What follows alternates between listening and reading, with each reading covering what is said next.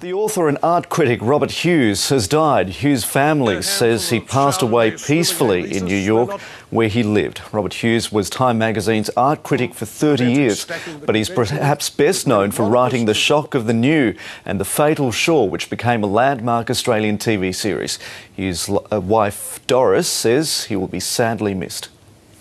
The Sydney businesswoman Lucy Turnbull is the niece of the late Mr Hughes, and she joins us now on the phone. Firstly, Ms Turnbull, condolences from all of us to your family. Sad news. How did you hear about it?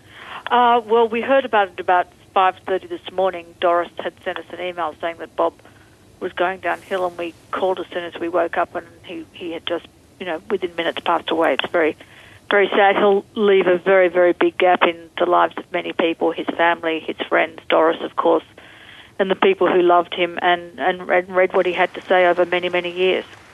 He's been ill for some time, I understand? Yes, he's been ill with a variety of diseases, so his passing away this morning wasn't a surprise, but it's always a great sadness. Most of us know Robert Hughes for his work as an art critic, a writer, a man whose work was accessible. Give us some insight into what he was like in his private life, how he interacted with his family, how he chose his friends, and how he handled his success. Well, I think there wasn't any. There was almost a seamless continuum between the character, the larrikin character, and humour, which you read in his writing, which was, of course, overlaid and imbued with a strong sense of erudition and knowledge about the subject, whatever he was writing about, of course, too. But as an uncle and as a family member, he was larger than life. He was terribly funny. He was wonderful company, an incredible cook. He could recruit 15 saucepans to make one bowl of soup, and he was just one of those larger than life lion-like figures, and he'll be very, very sorely missed. Where did his love of art and of writing come from in the family? Well, I think his education by the Jesuits, I think imbued him with a lifelong sense of curiosity about the world and always wanting to learn more about the world, and that was best expressed as a historian and art critic. And I think that the work that he had to undertake to do the research to write The Fatal Shore was extraordinary, and he applied that sort of knowledge and sort of expertise and passion to whatever task he put himself to.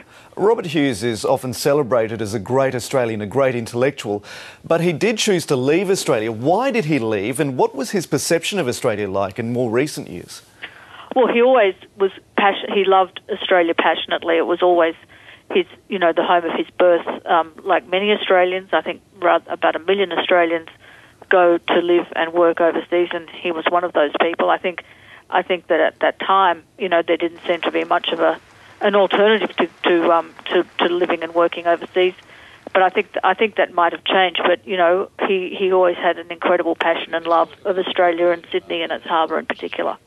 Much has been written about Mr Hughes' troubled relationship with his son Danton, your cousin, who committed suicide in 2001. What do you know about his subsequent reflections on that relationship?